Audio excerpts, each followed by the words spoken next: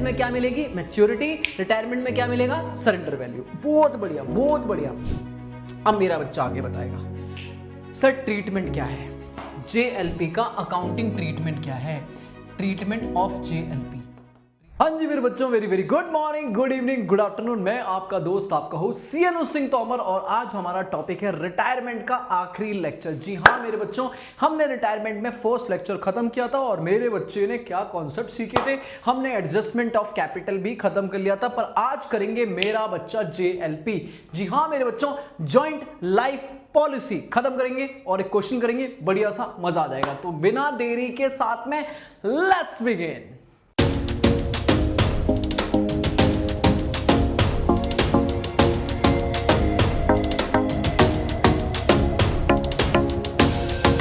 हाँ जी मेरे बच्चे, तो लास्ट क्लास में हमने क्या क्या पढ़ा था? हमने सर रिटायरमेंट पढ़ा था। हमने कहा था कोई भी पार्टनर फर्म से जा रहा है या दुनिया से जाए, इवन अगला चैप्टर डेथ भी है, उसे भी खत्म करेंगे।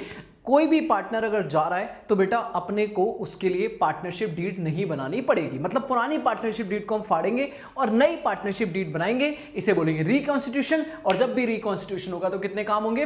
5। पहला अपन न्यू रेशियो निकालेंगे, सिंपल केस था। अगर क्वेश्चन कुछ नहीं बोल रहा तो जो बचा वही न्यू रेशियो हो जाएगा। और अगर क्वेश्चन ने कहा है कि सी जा रहा है और सी का शेयर ए ले जा रहा है तो ए का गेनिंग रेशियो निकलेगा और वो ओल्ड रेशियो में ऐड हो जाएगा तो अपना न्यू रेशियो आ जाएगा। गुडविल पे 2 बातें करी थी, ओल्ड गुडविल है राइट अप कर दो, नई गुडविल है तो नया भैया पार्टनर जो रिटायर हो रहा है उसको पैसा देना पड़ेगा उसका शेयर, लेकिन लेके कौन आएगा? जो पार्टनर गेन कर रहा है। रिजर्व है बांट दो, लॉसेज है राइट अप कर दो, अगर रिवैल्यूएशन है तो रिवैल्यूएशन एसेट लायबिलिटी बनाओ। और पार्टनर्स कैपिटल में 5 काम, बेटा कौन कौन से काम? 5। पहला ओपनिंग बैलेंस, दूसरा रिवैल्यूएशन प्रॉफिट लॉस, तीसरा बैलेंस शीट की अटपटी चीज, चौथा गुडविल में पार्टनर को शेयर, और 5वां जो पार्टनर जा रहा है उसको जो भी लोन में देना है लोन दे दो, जो पैसा देना है पैसा दे दो, और बैलेंस सीडी करके कैपिटल एडजस्ट कर दो अगर क्वेश्चन बोल रहा है तो। ये सब किया था, सब पे क्वेश्चन किए थे और मैंने तेरे को बढ़िया से इन सारी प्रैक्टिस कराई थी। बट आज जो हम बात करने वाले हैं वो स्पेशली पहले बात करेंगे जेएलपी पे, जॉइंट लाइफ पॉलिसी। पहले उसको डिस्कस करेंगे, फिर एक क्वेश्चन करेंगे और जेएलपी का दोनों ट्रीटमेंट, मतलब बोले तो रिटायरमेंट और डेथ दोनों में एक साथ कवर करने वाला हूं। तो बिना देरी के साथ में हम शुरू करते हैं जेएलपी का डिस्कशन। चलो जी, हाँ जी, अब मैं अगर जेएलपी की बात करूं तो देखो joint life policy, joint life policy क्या होता है? जॉइंट लाइफ पॉलिसी बेटा देखो होता ही है कि फर्म में 3 पार्टनर है। मान लो मेरी फर्म है और फर्म के 3 पार्टनर है, A B C, A B और सी, 3 पार्टनर है। तीनों पार्टनर ने मिलके पैसा लगाया है, फर्म चला रहे हैं, बिजनेस कर रहे हैं, बहुत बढ़िया। पर सर जो तीनों की लाइफ है बाबू, तीनों ने अपनी अपनी पर्सनल लाइफ इंश्योरेंस ली होगी कि भैया अगर कल को उनको लाइफ का जो रिस्क है उससे लाइफ कोई भी रीजन होता है, XYZ रीजन है, और अगर किसी पार्टनर की डेथ हो जाती है तो उनके घर वालों को जो भी फाइनेंशियल रिस्क आएगा, जो भी फाइनेंशियल प्रॉब्लम आएगी, उससे उन्हें कंपनसेट मिलेगा इंश्योरेंस पॉलिसी से, ठीक है। बट क्या किसी पार्टनर की डेथ होने से सिर्फ उनकी पर्सनल लाइफ ही हिट होगी या बिजनेस लाइफ में भी दिक्कत आएगी?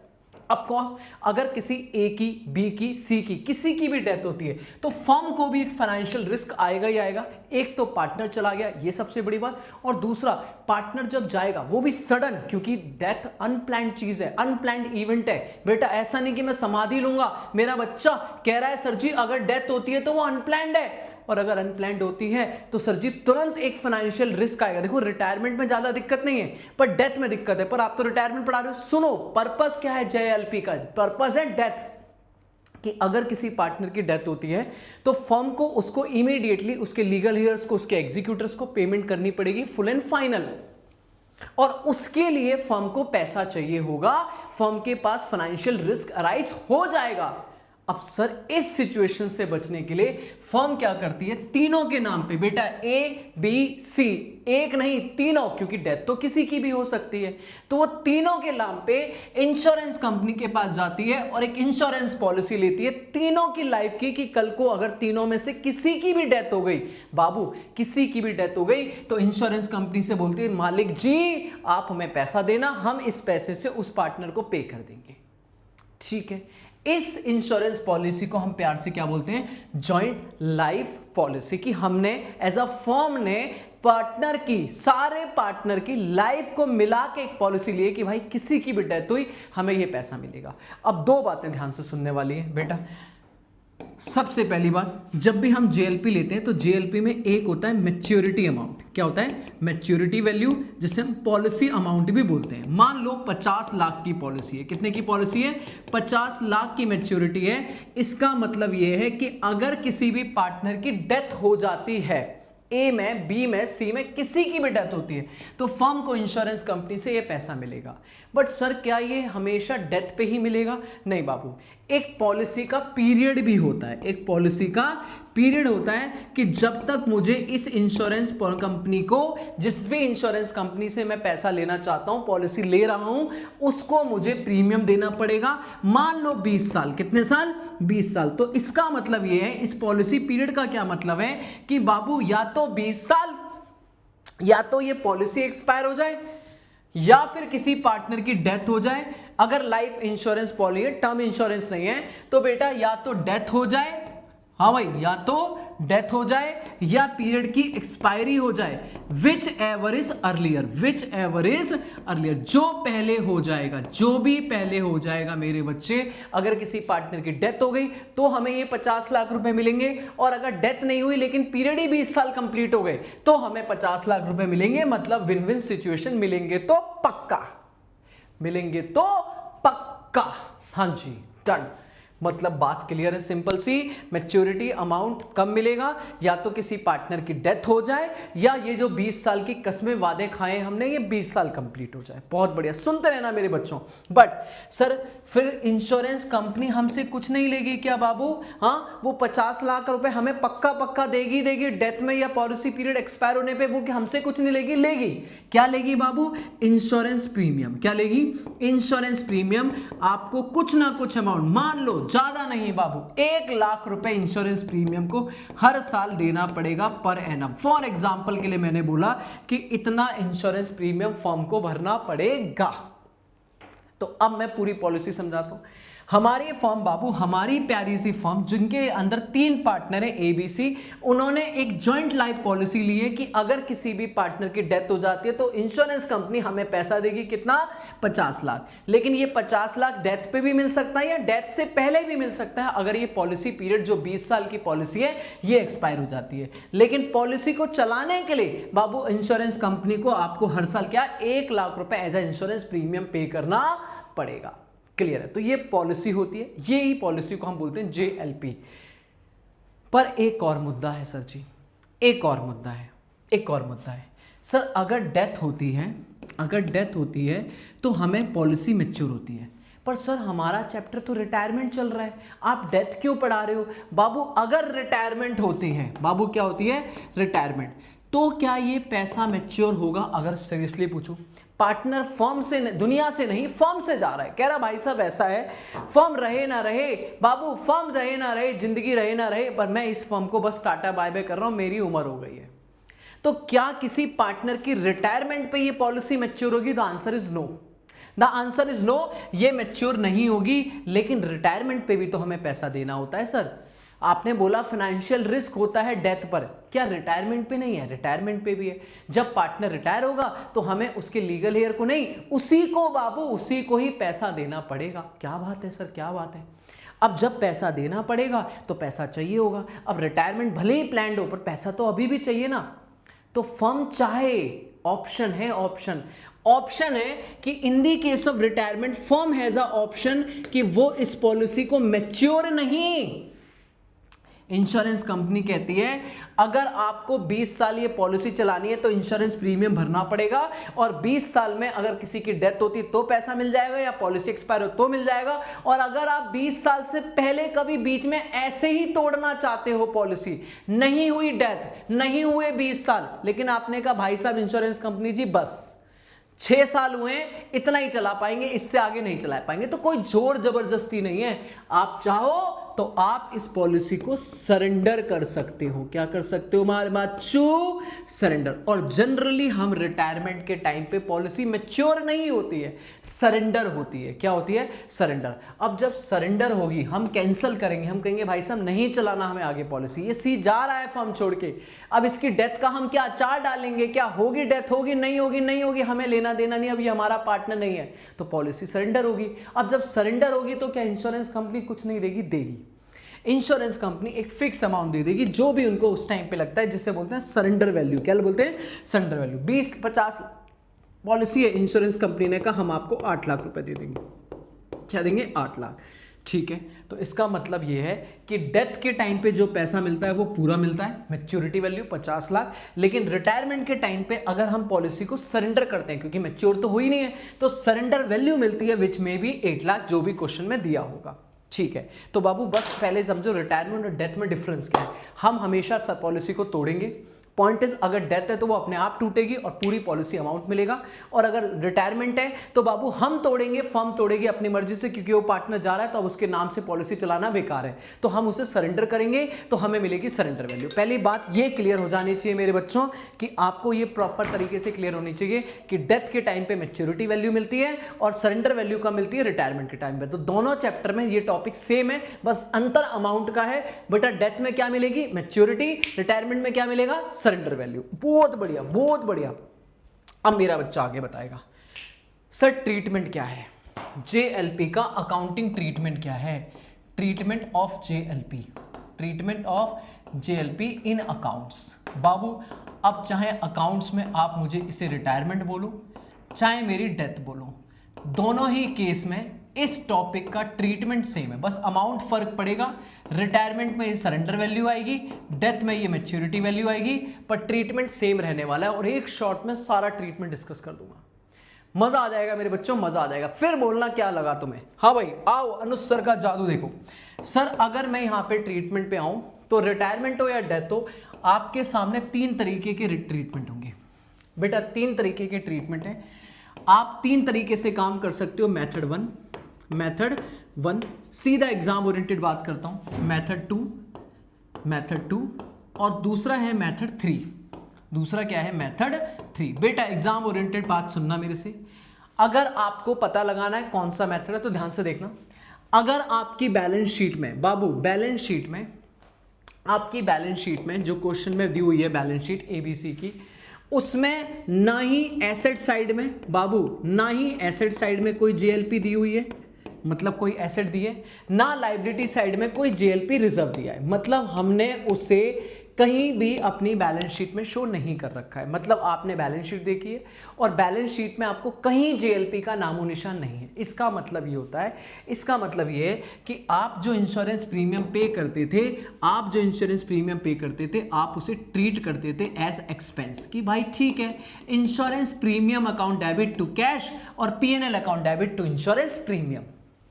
आपने कभी उसे एसेट नहीं मांगा, आपने कहा भाई फ्यूचर में पैसा आएगा तब की तब देखेंगे, अभी ये 1 लाख का खर्चा है, खर्चा account debit to cash, PNL account debit to खर्चा। मतलब हमारी बैलेंस शीट बिल्कुल नील बटा सन्नाटा बैठी है, कोई जेएलपी से लेना देना नहीं है। अब आज अगर मेरे को जेएलपी का अमाउंट रियलाइज होता है, जेएलपी अमाउंट रियलाइज होता है, क्वेश्चन बताएगा कितना रियलाइज हुआ। It may be in case of surrender value retirement और in case of death maturity value. बाबू मैं क्या बोलूंगा?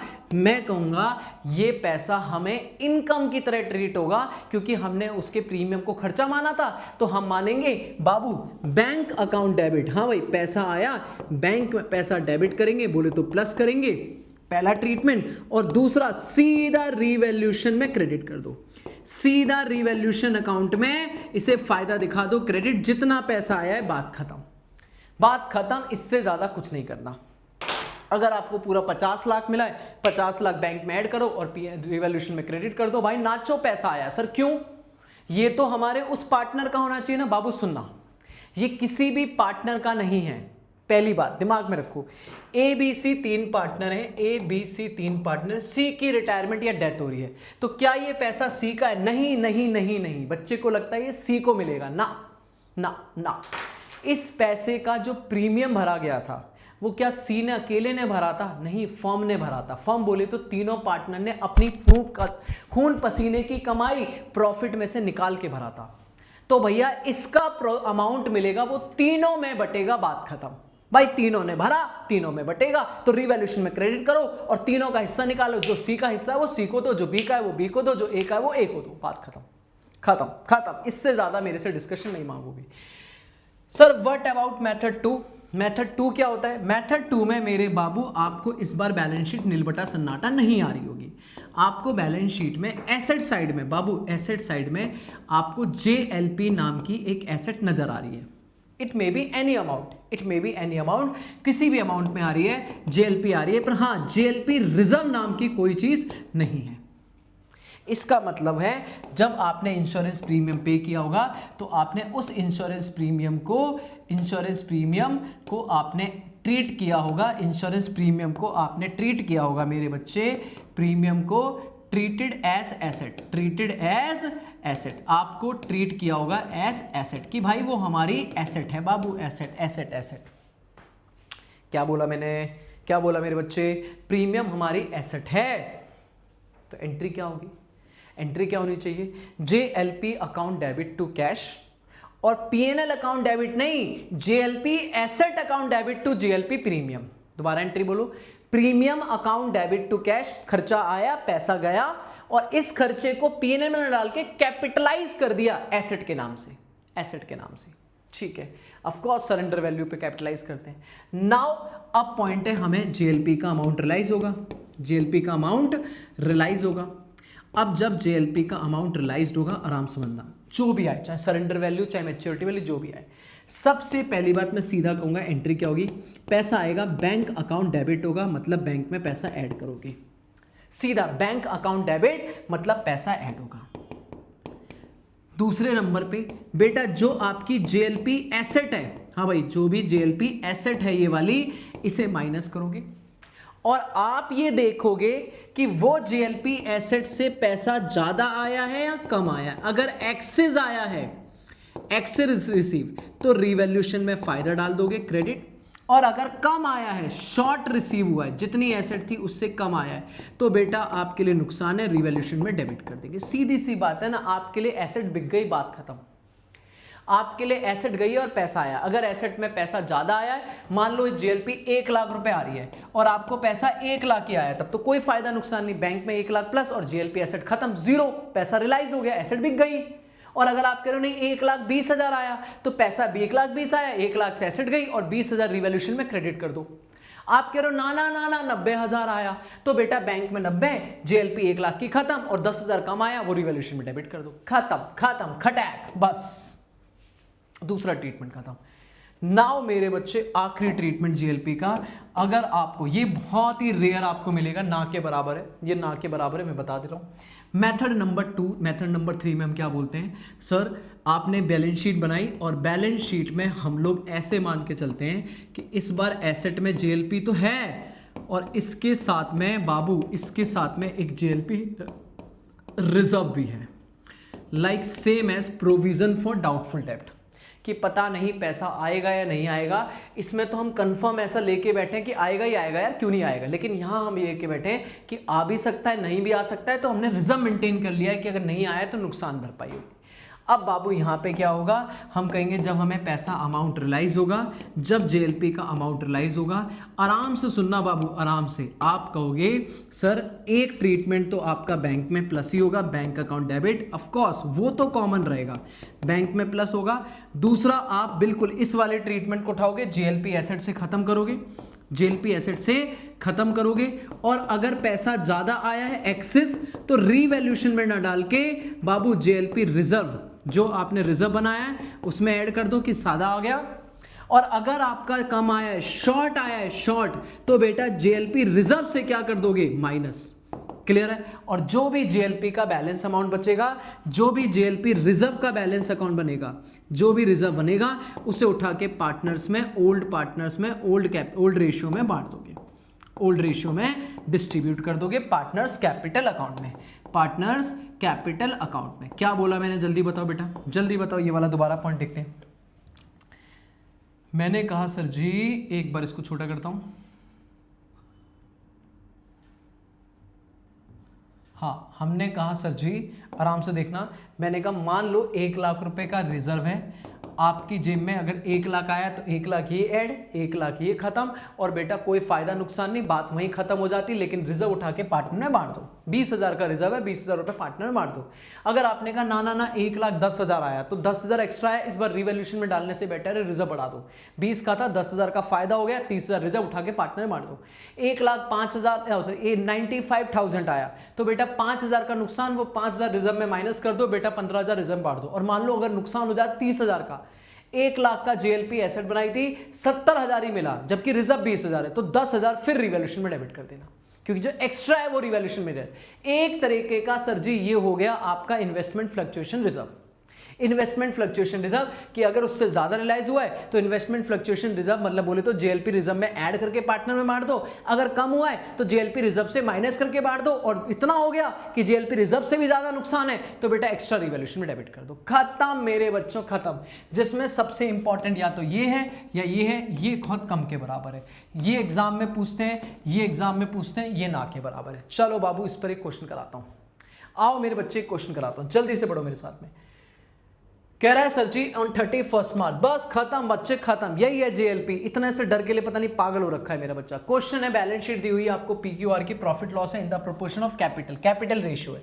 बताओ क्या क्या है। पीक्यूआर 2:3:2 का रेशियो है। हमारे पास सन्ड्री क्रेडिटर दिए हुए हैं, इधर लैंड एंड बिल्डिंग है, प्लांट एंड मशीनरी है, स्टॉक है, डेटर है, कैश एंड बैंक। कोई अटपटी चीज नहीं है मेरे राजा मुन्ना, कोई अटपटी चीज नहीं है। आगे चलते हैं बेटा, क्या क्या दिया। 1 अप्रैल 2020 को पी ने बोला भाई साहब मैं तो चला, और रिमेनिंग पार्टनर डिसाइड किया कि हम चलाएंगे बिजनेस, कोई दिक्कत नहीं। एसेट लायबिलिटी में लैंड एंड बिल्डिंग को एप्रिशिएट करना है, प्लांट एंड मशीनरी को एप्रिशिएट करना है, स्टॉक की वैल्यू को 10,000 पे लाना है, देख लेंगे कम ज्यादा है। वैसे 10,000 पे लाने का मतलब क्या है, 12 से 10, 2,000 से कम हो रही है, स्टॉक की वैल्यू कम हो रही है। नुकसान है मेरे बच्चे, old credit balance sundry creditor के 2,000 जिन्हें रिटर्न बैक करना है, नहीं देना है।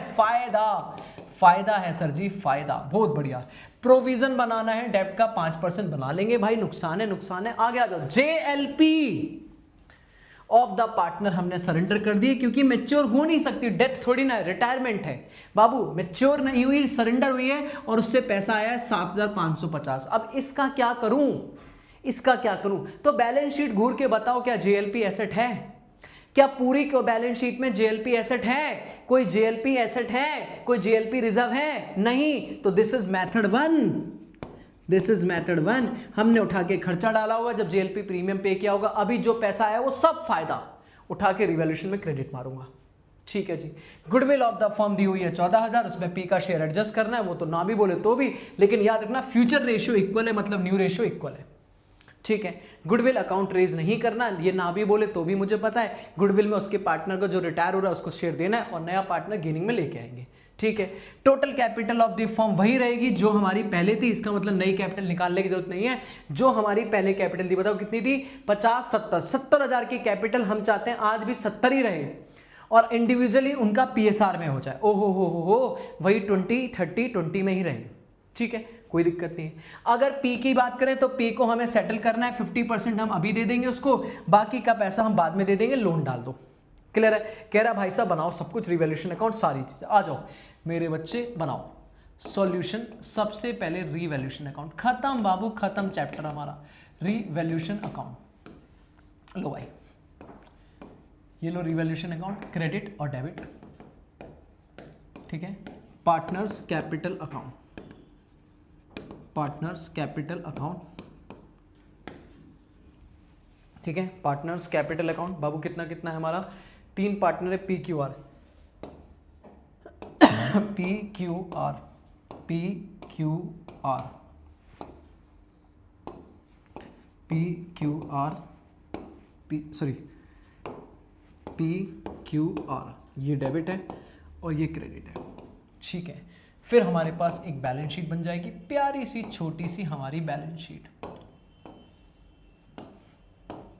लो भाई ये क्रेडिट, सॉरी बैलेंस शीट में क्रेडिट क्यों लिख रहा हूं बाबू, क्या हुआ है। कह रहे सर उम्र हो गई है आपकी, मेरा बच्चा कह रहा उम्र। एक बात बताओ, सिर्फ मैं करता हूं या मेरा बच्चा पढ़ता भी है। एक बात बताओ, ये जीएलपी इतना बढ़िया सा पढ़ाया है मैंने, क्या लग रहा है मेरा बच्चा खाली बैठ के बना रहेगा? इसके फोटो वोटो लेगा, हाँ भाई, खुद पढ़ेगा, खुद करेगा क्वेश्चन, मैं तो करूंगा ही करूंगा, और प्यारा सा कमेंट करा करो, हाँ भाई बताया करो कि सर ये सब क्लियर है, जो जो आपने समझाया सब समझ आ गया। लिखा करो बाचू, लिखा करो मेरे बच्चा, ठीक है। मैंने ये निकाला हुआ है, तुम्हें पता है मैं देसी आदमी, हाँ मुझे बार बार पलटने में होती है दिक्कत। हमने निकाला हुआ है आराम से, इसी में 2 क्वेश्चन है, आराम से जल्दी जल्दी करेंगे। सबसे पहला मेरा बच्चा क्या करेगा, बोल बोल बोल, सर रीवैल्यूएशन निपटाएंगे। आओ मेरे बच्चे, रीवैल्यूएशन के नाम पे सबसे पहले कह रहा है लैंड एंड बिल्डिंग को बढ़ा दो, ले मेरे बाबू, बाय लैंड एंड बिल्डिंग। बताओ कितनी बढ़ानी है, कह रहा है 20% बढ़ा दो, तो है कितने की 30,000 का 20% सीधा 6,000। भाई तुम्हें स्क्रीनशॉट लेना है ले लो, तुम्हें स्क्रीनशॉट लेना है ले लो, मैं बार बार नहीं करूंगा, मैं बार बार नहीं दिखाऊंगा, स्क्रीनशॉट ले लो, तुम भी आराम से चेक करते रहना। लैंड एंड बिल्डिंग को 20% बढ़ाना था, बढ़ा दिया, लो भाई चलो आगे, ठीक है। आगे बताओ, कह रहा है सर प्लांट एंड मशीनरी को डेप्रिशिएट कर दो, भाई नुकसान है to plant and machinery, to plant and machinery कितने की है, 20,000, 20,000 का कितना 30%, 6,000 रुपए, बारे वाह वारे वाह। स्टॉक को 10,000 पे लेके आना है बाबू, ये भी कम करना है, टू स्टॉक 2,000, बढ़िया। फिर उसके बाद कह रहा है सर जी क्रेडिटर हैं जिनको पैसा नहीं देना है, नाचो जी नाचो, फायदा bye sundry creditor, bye sundry creditor 3,000 का फायदा। आगे चलो बाबू, उसके बाद अच्छा 2,000 का फायदा, सॉरी अभी तक तो सेम चल रहा है, उधर भी 8,000 का फायदा, इधर 8,000 का नुकसान। प्रोविजन बनाना है बाबू, नुकसान हो गया to provision for doubtful debt. बताओ जरा प्रोविजन कितना है, तो प्रोविजन है, डेटर है बाबू हमारे 11,000, 11,000 का 5%, 11,000 का 5% मेरे हिसाब से 550 रुपये होगा, है ना। आज तो मैंने कैलकुलेटर लेके भी नहीं बैठा हूँ भाई, हैं। कह रहे सर आज आप बिल्कुल फ्लो में हो, 11,000 इंटू 5%, 550 रुपये का प्रोविजन, बस इतना ही बाबू, इतना ही। बता, लैंड एंड बिल्डिंग हो गया, प्लांट एंड मशीनरी हो गया, स्टॉक कम हो गया, ओल्ड हो गया, प्रोविजन बन गया, जॉइंट लाइफ पॉलिसी क्या करूं इसका, सर फायदा है, सर फायदा है, एसेट वैसेट है नहीं, सीधा फायदा, तो by GLP amount, by GLP realised बेटा कितना 7,550 रुपये, 7,550 रुपये का फायदा, टोटल लगा दो 7 2 9 9 6 9 6 15,550 बाबू, 15,550 का इधर, और 15,550 में से अगर प्रॉफिट निकालोगे तो टू रिवैल्यूएशन प्रॉफिट मेरे हिसाब से बेटा 7,000 का सीधा सीधा प्रॉफिट, बैलेंसिंग फिगर 7,000 का सीधा सीधा प्रॉफिट। बढ़िया मक्खन, क्या दिक्कत है इसमें, कोई दिक्कत नहीं। इसका दूसरा ट्रीटमेंट डालो, जल्दी जल्दी बताओ, इसके नए फिगर डालो भाई। लैंड एंड बिल्डिंग का नया फिगर कितना हो जाएगा, लैंड एंड बिल्डिंग का नया फिगर हो जाएगा मेरे बच्चे, लैंड एंड बिल्डिंग का नया फिगर हो जाएगा 6,000, बढ़ गया 30 था 36 हो गया, ठीक है। Plant and machinery Babu, plant and machinery बता कितना है, 20,000 है बाबू, कितना है 20,000 है, जिसमें से 6,000 कम हो गया तो 14,000 बचा। अच्छा सर स्टॉक 10,000 बचा, बहुत बढ़िया। सर सन्ड्री डेटर, अरे अरे ये क्या था, हाँ भाई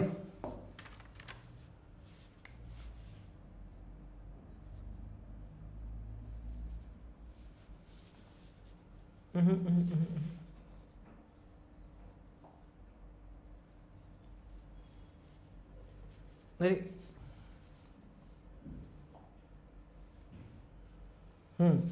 आगे चलो sir.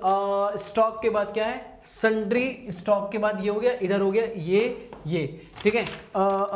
Sundry debtor, sundry debtor 11,000 के हैं, इसमें माइनस करते हैं प्रोविजन फॉर डाउटफुल डेट 550, तो 10,450 के डेटर, 10,450 के डेटर बाबू, ये भी हो गया, ये भी हो गया। सन्ड्री क्रेडिटर बाबू, सन्ड्री क्रेडिटर 10,000 के हैं, 2,000 नहीं देना है, 8,000 बचे, कितने बचे 8,000।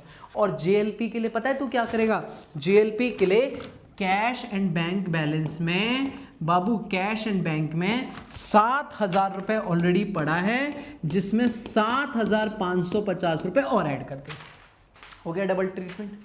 बाबू बताना हो गया ना डबल ट्रीटमेंट, मेरे बच्चे कैसे कराएगा मेरे साथ डबल ट्रीटमेंट, ऐसे ही तो कराएगा, हाँ भाई ये देख, तूने सबके डबल ट्रीटमेंट ठोक दिए, इधर तीनों के ट्रीटमेंट, उधर तीनों का, बाकी दो का। ठीक है, आज आप पार्टनर्स कैपिटल बनाते हैं।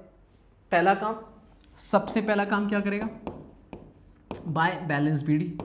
बता कितनी कितनी कैपिटल है, 20,000, 30,000, 20,000, 20,000, 30,000, 20,000। पहला काम खत्म।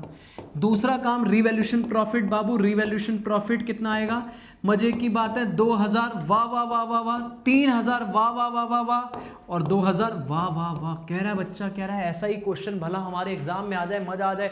जैन 26 में आया है ये, जैन 26 में आया है मेरे बच्चे। आगे चलो, फिर हमारे पास क्या है, पहला काम ओपनिंग बैलेंस, दूसरा काम रिवैल्यूएशन, तीसरा बैलेंस शीट की अटपटी चीज वो है नहीं, चौथा goodwill. Goodwill goodwill goodwill, working note number 1, goodwill of the firm, goodwill of the firm. बाबू कितनी है सर, गुडविल है हमारी 14,000 रुपए, शाबाश। जिसमें पी का शेयर, पी जा रहा है तो पी का शेयर है 14,000 इंटू ओल्ड रेशियो है 2:3:2, P Q R that is 2/7। इसका मतलब 7 से गया तो 7 का 2, 4,000 रुपये गुडविल का पैसा देना है इसको। पर लेके कौन आएगा, उसके लिए तो बाबू सेक्रीफाइसिंग नहीं, गेनिंग रेशियो निकालो, ओल्ड माइनस न्यू नहीं, new minus old, new minus old, new minus old. बताओ क्या, क्यू और आर, क्यू और आर, क्यू और आर। बताओ क्यू और आर की बात करें तो इनका इक्वल रेशियो है, दैट इज 1/2 और 1/2, minus old ratio, minus old ratio. Old ratio क्या है बेटा, इसका है 3/7, इसका है 2/7। एलसीएम ले लो, 7 2 जा 14, इधर हो गया 7 माइनस 6, 1/14। ठीक है, ये हो गया 7 2 जा 14, 7 2 जा 14। बेटा 7 और माइनस 4, 3/14, तो 1:3 का रेशियो आ गया, 1:3 का रेशियो आ गया, शाबाश। और 1:3 के रेशियो बांटोगे तो क्यूज कैपिटल अकाउंट डेबिट, बेटा 4,000 आप 1/4 मतलब 1,000 लेके आओ। आर्स कैपिटल अकाउंट डेबिट बाबू कितना, 3,000 रुपए, और बेटा ये सब मिला के दे देंगे हम किसको, 2 पीस कैपिटल अकाउंट। अरे रुक जा बाबा रुक जा, 2 पीस कैपिटल अकाउंट कितना, 4,000 रुपए। शाबाश मेरे बच्चों, शाबाश। हाँ भाई शाबाश, बढ़िया। ठीक है, अब इसकी एंट्री पोस्ट करनी है। बेटा क्यू और आर से लेना है तो क्यू और आर से लेना है, लेकिन नाम लिखेंगे 2 पीस कैपिटल अकाउंट। क्या, 1,000 और 4, 3,000। बढ़िया बढ़िया बढ़िया। और बता ना, आगे बोल ही नहीं रहा मेरा बच्चा, जल्दी बता। सर ये पी को देना भी है तो देगा कौन, by Q's capital account, by R capital account. किस नाम से देंगे, 1,000 और 3,000। ले भाई ले, पी आजा एंजॉय कर, खत्म। गुडविल का काम खत्म, पक्का। अब कैपिटल एडजस्टमेंट करना है, पर उससे पहले हम लोग कहते हैं कैपिटल एडजस्टमेंट बाद में करेंगे, पहले नॉर्मल टोटल लगाते हैं। बताओ 20 2 22, 22 और 4 26, 26,000 इसका टोटल है, 33,000 इसका टोटल है, 22,000 इसका टोटल है, और इधर निकाल दो बाबू। अभी ऐसे लिख दो 2 बैलेंस सीडी क्लोज वाले, तो बैलेंस सीडी जो आए बैलेंसिंग फिगर, वो अगर मैं क्यू का निकालूं तो 23 में से ये गया 32,000, बढ़िया। इसका तो बैलेंस सीडी आएगा नहीं, 22 में से 3 गया 19,000, शाबाश। और इधर पे करोगे तो बेटा 2 कैश कितना बाबू, 26,000 है ना, जिसमें वो कह रहा था 50% पे करना है, तो 13,000 तो पे कर दिया। ले बेटा 13,000 माइनस, बढ़िया। और बाकी 13,000 2 पीज लोन अकाउंट। ओ 50% बाबू, 26,000 का 50% पेड और 50% लोन में 13,000। ओके सर, ओके जी। और ये लोन आपकी लाइबिलिटी में आ जाएगा, P's loan account, P's loan 13,000, बढ़िया। पी को टाटा बाय बाय कर दिया, कर दिया टाटा बाय बाय। अब आ जाओ बाबू, ये 33,000 और ये 22,000। अब यही कैपिटल क्लोजिंग हो जाती, पर क्वेश्चन ने बोला है हम तो चाहते हैं नई कैपिटल सेम रहे जो पहले थी। बाप रे बाप, लो भाई, बाय बैलेंस बीडी, फिर से बैलेंस बीडी करो। किसका, पी का, ना ना ना ना, सिर्फ क्यू का।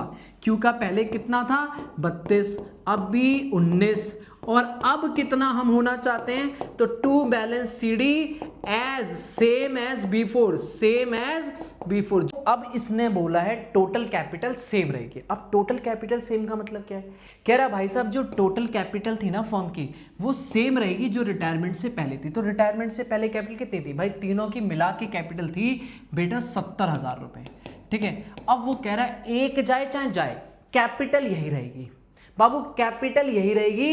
इसका मतलब कैपिटल तो नई वाली कैपिटल इस बार निकालनी नहीं है, दी हुई है 70,000, और वो भी बेटा किस रेशियो में, इनके इंडिविजुअली PSR जो इक्वल है। इसका मतलब अगर मैं यहां पे निकालूं तो वर्किंग नोट नंबर 2 इधर निकाल लेता हूं, है ना, वर्किंग नोट नंबर 2 बेटा, वर्किंग नोट नंबर 2। अब हम निकालते हैं कैपिटल एडजस्टमेंट, ठीक है। तो कैपिटल एडजस्टमेंट कैसे होगी, यहां पर हम कहेंगे बाबू इस बार क्या हमें टोटल कैपिटल निकालनी है क्या, टोटल न्यू कैपिटल नहीं, वो कह रहा है वही रहेगी सेम जो पहले थी, और पहले थी 70,000, ठीक है। और 70,000 को अगर मैं Q और R में डिवाइड करूं तो इनका न्यू रेशियो है 1:1, बोलो ना हाँ या ना। इसका मतलब इसकी कैपिटल 35,000 और इसकी कैपिटल 35,000। शाबाश शाबाश शाबाश शाबाश। तो ये 35,000 जाके यहां लिख दे मेरे बच्चे, ये आ गई 35,000, ये आ गई 35,000। और अब हिसाब लगा ले बाबू, क्या करना है भाई, 32 से 35 करना है, पैसा लाना पड़ेगा by cash, by cash balancing figure. बताओ तुझे कितना लाना पड़ेगा, 3,000 लेके आ जा, काम हो जाएगा। 32 से 3,000 और लिया, cash account debit to capital. तू तो बेटा भर के ला, तू तो 16,000 रुपए लेके आ, तब काम बनेगा। तेरे को 16,000 रुपए लेके आनी पड़ेगी, सही है ना, मैंने 20 और हाँ 16,000 रुपए तब बनेगी। और ये पैसा यहाँ पे ऐड हो जाएगा कि ये 3,000 लेके आएगा, ये 16,000 लेके आएगा, और बेटा नई कैपिटल जो आएगी वो कैपिटल आ जाएगी Q और R की 35 और 35, हाँ भाई 35 और 35, टोटल मिला के हो गई बाबू कितनी, 70,000। जल्दी बताओ डन।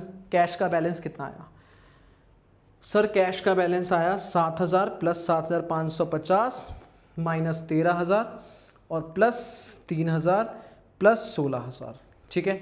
ये आ गया 20,550। शाबाश मेरे बच्चों, बस और तो कोई लायबिलिटी एसेट है नहीं, टोटल लगाओ काम खत्म, ठीक है। प्लस 14,550 नहीं 14,450 नहीं 14 क्यों है 10,000 बाबू, 10,450 प्लस 10,000 प्लस 14,000 और प्लस 36,000, तो टोटल हो गया 91,000। और बेटा इधर कितना आ जाएगा, इधर भी आएगा 91,000। मैच है जी, मैच खत्म। समझ आ रहा है, बस इतना सा था ये। तो होप सो आपको पूरी तरीके से समझ आ गया होगा। सर अगर बैलेंस शीट में JLP दी होती तो क्या होता, तो कुछ नहीं होता, तो बेटा यहाँ से JLP खत्म होती और जो डिफरेंस होता वो आता रिवॉल्यूशन अकाउंट में, बात खत्म। जैसे अभी इस बार 7,550 पूरी JLP इनकम बनी है, फिर डिफरेंस बनती, अगर ज़्यादा आया होता तो क्रेडिट में आता, कम आता तो डेबिट में। थैंक यू सो मच मेरे बच्चों, मज़ा आया होगा।